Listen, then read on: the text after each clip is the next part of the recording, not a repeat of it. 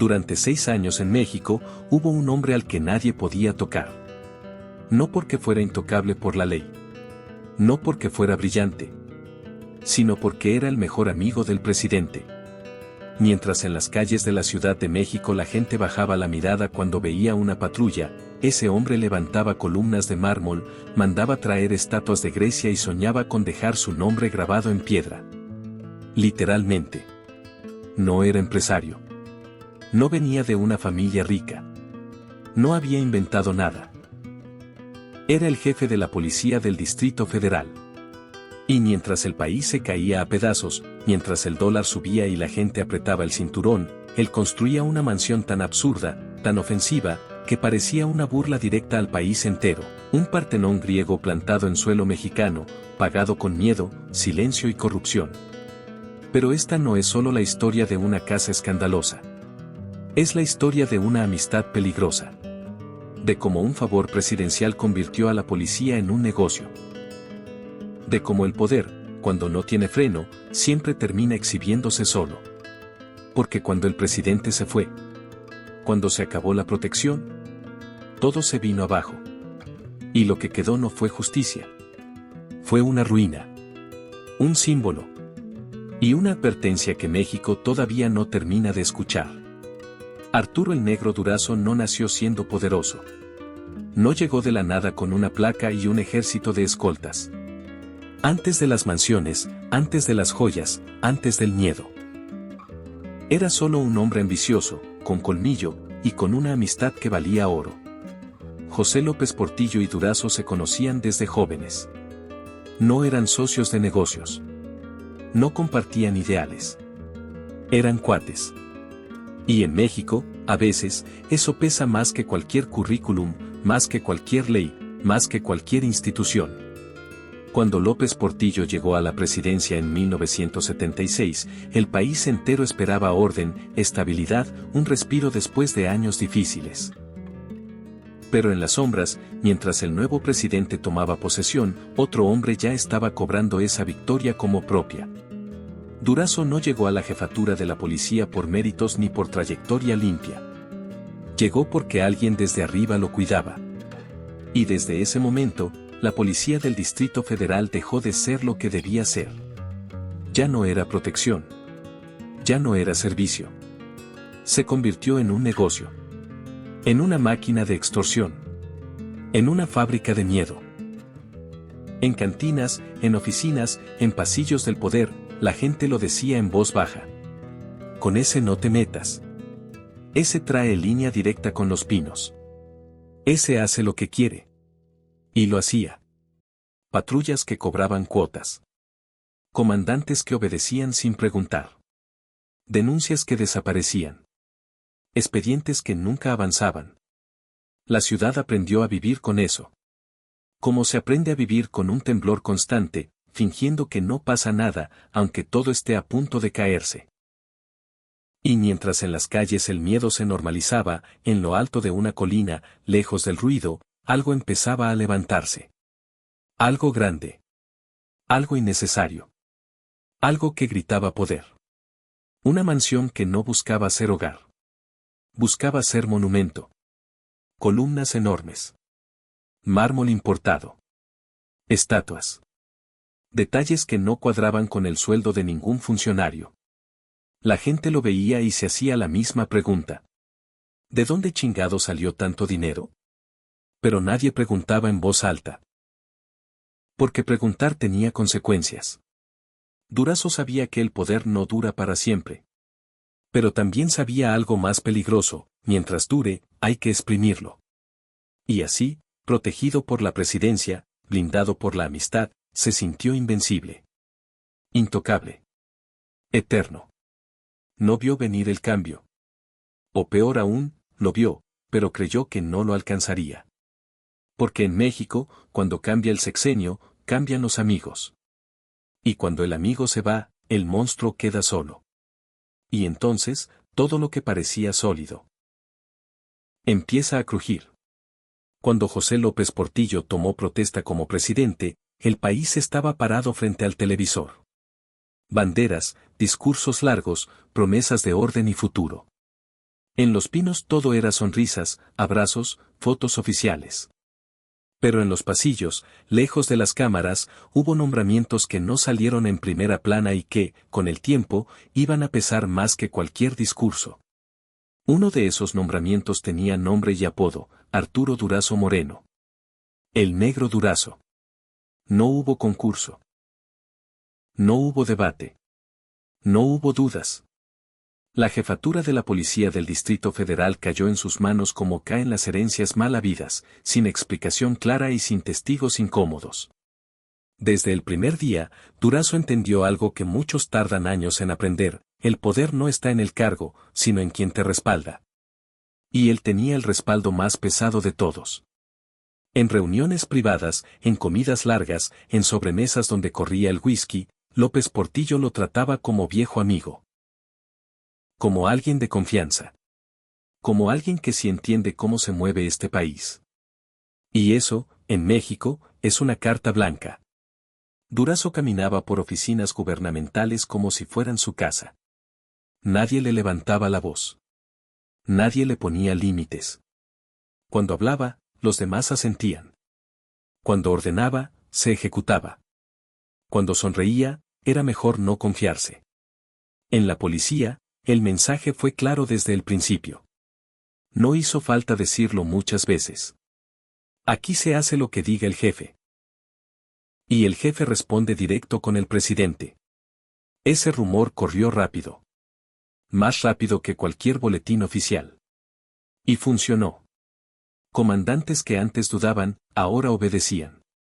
Agentes que antes preguntaban, ahora cobraban. Patrullas que antes cuidaban colonias, ahora vigilaban negocios, pero no para protegerlos. La ciudad empezó a sentirlo. En Tepito, en La Guerrero, en La Doctores, en colonias donde la gente ya estaba acostumbrada a batallar, apareció otro miedo. Un miedo más frío. Más organizado. Páguenos la cuota y no pasa nada. Es por su bien. Luego no diga que no se le avisó. Y si alguien se quejaba, la respuesta era siempre la misma. Arriba está arreglado. Durazo no necesitaba ensuciarse las manos todo el tiempo. Para eso estaban otros. Él se encargaba de algo más importante: construir su imagen de intocable. Carros de lujo. Relojes caros. Comidas que duraban horas. Y poco a poco, empezó a hablar de algo más grande. Algo que no fuera solo dinero. Algo que dejara huella. Yo no voy a pasar desapercibido, decía, medio en broma, medio en serio. Aquí el que puede, puede. En esos años, la gente empezó a escuchar historias. Algunas exageradas. Otras no tanto. Historias de fiestas privadas, de excesos, de órdenes que nadie se atrevía a cuestionar. Pero sobre todo, historias de una casa. Está construyendo algo enorme. Dicen que parece un templo. Que tiene columnas como de película. Durazo sonreía cuando escuchaba esos comentarios. No los negaba. Tampoco los confirmaba. Dejaba que crecieran. Porque el rumor también es poder. Mientras tanto, López Portillo gobernaba. El país subía y bajaba como montaña rusa. Crisis, promesas, discursos. Y Durazo seguía ahí, firme, blindado. Cada patrulla que cobraba. Cada silencio comprado. Cada denuncia enterrada. Todo sumaba. Y aunque nadie lo decía en voz alta, muchos ya lo sabían: ese hombre no estaba construyendo una casa. Estaba construyendo su propio monumento. Un monumento levantado con miedo. Con dinero sucio. Con la certeza de que, mientras el amigo estuviera en la presidencia, nadie se atrevería a tocarlo. Pero en México hay algo que ni el poder más descarado puede detener: el tiempo. Y el sexenio, como todo, también tenía fecha de caducidad. Con el paso de los meses, la jefatura de la policía dejó de sentirse como un cargo público y empezó a operar como un feudo. No había reglamentos claros ni límites visibles. Había órdenes. Y esas órdenes bajaban sin discusión. Durazo se movía por la ciudad como quien sabe que no tiene cuentas pendientes. Entraba a edificios oficiales sin anunciarse, salía de reuniones sin dar explicaciones, tomaba decisiones que nadie se atrevía a cuestionar. En los pasillos se escuchaba una frase que se volvió costumbre, casi un refrán moderno. Así lo quiere el negro. Y con eso bastaba. La policía empezó a cambiar de cara. No de uniforme, sino de intención. Los agentes entendieron rápido que aquí no se premiaba al que hacía bien su trabajo, sino al que traía resultados. Resultados que no salían en informes, pero sí en sobres Manila. Los negocios protegidos crecían. Las cantinas pagaban. Los bares pagaban. Los mercados pagaban. Y el que no quería entrarle, aprendía por las malas. Una visita nocturna. Una patrulla estacionada de más. Una revisión que se alargaba demasiado. Nada quedaba por escrito. Todo era de palabra. Porque en ese sistema, el papel estorba. Durazo no necesitaba estar presente. Su nombre era suficiente. Bastaba decirlo para que la gente entendiera el mensaje completo. En colonias populares, en zonas comerciales, incluso en lugares donde antes la policía no se metía, empezó a circular la misma sensación: aquí manda alguien más. Y mientras la ciudad se acostumbraba a vivir así, Durazo subía el nivel. Ya no se conformaba con dinero rápido. Quería algo más sólido. Algo que se viera. Algo que gritara quién era. Por eso la obra siguió creciendo. Camiones entraban y salían. Material importado. Mano de obra constante. Todo a plena luz del día, sin esconderse. Porque esconderse es para el que teme. Y él no temía nada. ¿No te da miedo que pregunten?, le dijeron alguna vez. Durazo soltó una risa corta. ¿Quién va a preguntar? Y tenía razón. En un país donde todos sabían, pero nadie hablaba, la mansión se levantaba como una cachetada. Columnas altas, simétricas, exageradas. Mármol blanco que no combinaba con el paisaje ni con la realidad del país. Un Partenón en México. Así, sin pudor. Mientras tanto, López Portillo seguía gobernando. Y cada día que pasaba reforzaba la idea de que Durazo era intocable. Los rumores de abusos llegaban a oídos de muchos, pero siempre se estrellaban contra el mismo muro, la presidencia. Eso no va a pasar. Está protegido. Mejor ni le muevas. Y así, el monstruo siguió creciendo. No solo en dinero, sino en soberbia. Empezó a creerse eterno. Empezó a hablar como si el poder fuera suyo, no prestado. Aquí mando yo, decía. Y mientras yo esté, no pasa nada. Pero el poder prestado siempre cobra factura. Hacia el final del sexenio, algo empezó a sentirse distinto. No era una orden directa. No era una llamada. Era una vibra rara. Un silencio incómodo. Un distanciamiento. Los pasillos ya no eran tan cálidos.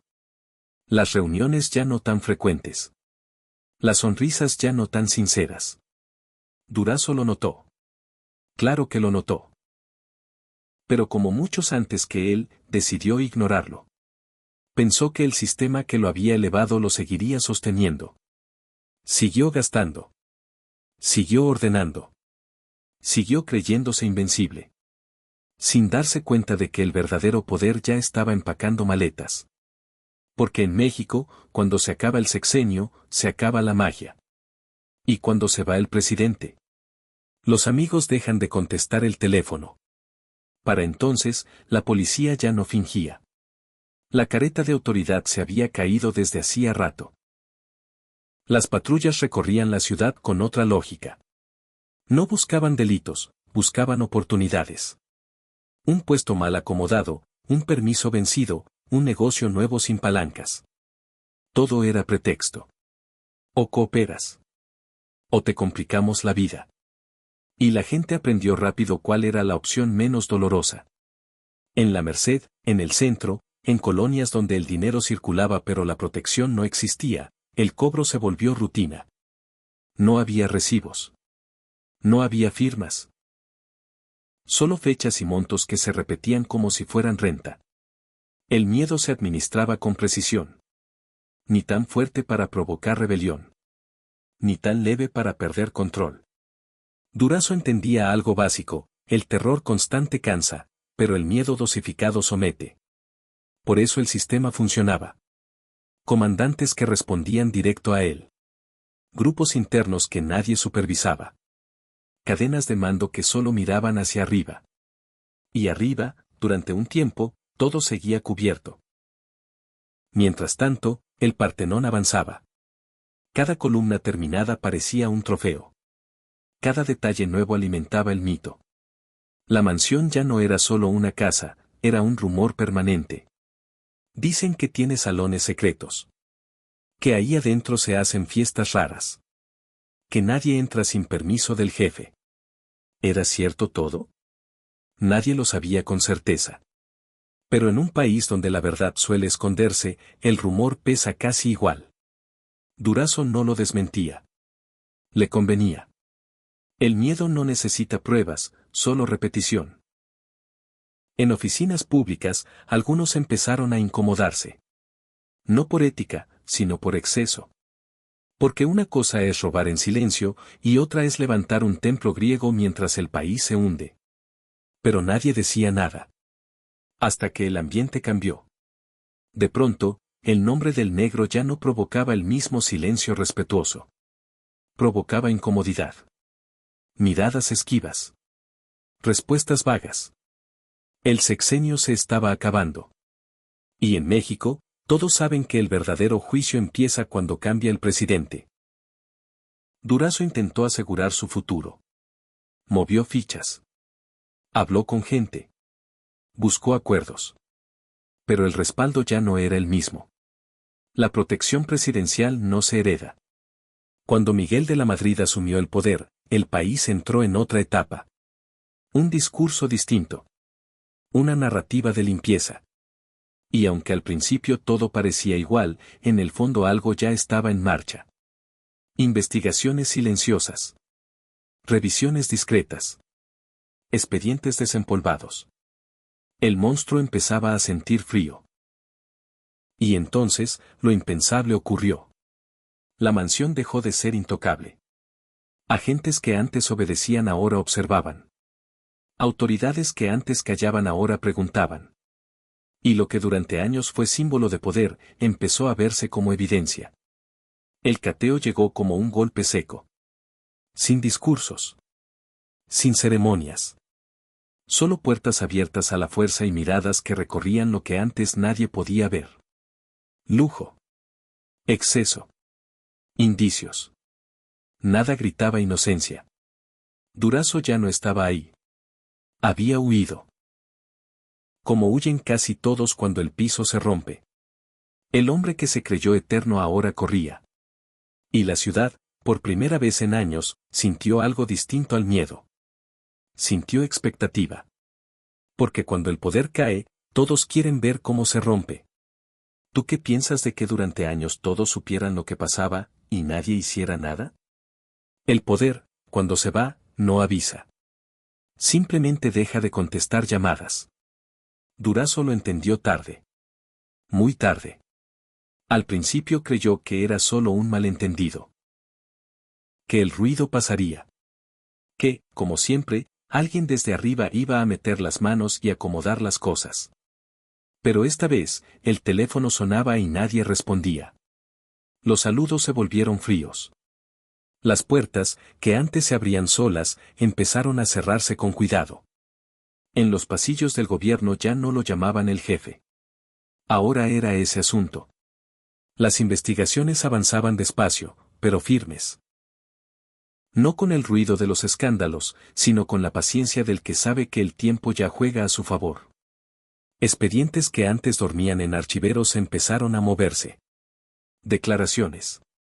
Cruces de información. Detalles que no cuadraban. Y todos llevaban al mismo punto, el dinero. Demasiado dinero. Demasiado visible. La mansión, su mayor orgullo, se convirtió en su mayor error. Porque mientras Durazo intentaba desaparecer, ese Partenón de mármol seguía ahí, gritándole al país entero que algo no estaba bien. Cuando la orden de aprehensión se volvió inevitable, Durazo ya estaba lejos. Huyó como huyen muchos que se creen más listos que el sistema, confiando en que el tiempo borraría las huellas. Salió del país. Cambió rutinas. Evitó lugares conocidos. Pero el poder que te protege también es el poder que te localiza. La captura no fue cinematográfica. No hubo persecuciones ni disparos. Fue más bien triste. Un hombre que había tenido todo, reducido a un hombre en una orden judicial. Un exjefe de policía convertido en prófugo. Cuando finalmente lo detuvieron, el mito se rompió. Ya no había escoltas. Ya no había columnas de mármol. Solo un rostro cansado, envejecido por la certeza de que esta vez no habría rescate. El juicio fue largo. Incómodo. Lleno de silencios. No todo salió a la luz. No todo se castigó. Como suele pasar en México, la justicia llegó a medias. Hubo condena, sí. Hubo cárcel. Pero también hubo cosas que nunca se dijeron. Y mientras Durazo enfrentaba su caída personal, la mansión quedaba atrás. Confiscada. Vacía.